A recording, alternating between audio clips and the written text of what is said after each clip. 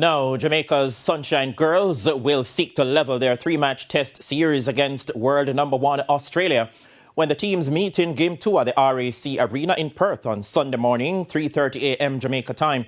The Jamaicans lost the opening encounter 72-41 on Thursday, but head coach Sasha Gay Henry Wright says there are some positives the team can take from that game into Sunday's contest.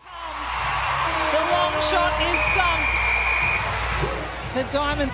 Well, I think this is why they've possibly put her here in goal shooter. So when you're in this opportunity, you've got to show it. I think working in that goal attack position gives her that other next string and different opportunity out the front. It'll be different, but we also know... For the Sunshine Girls, played in the recent England series, been in the squad for a few years.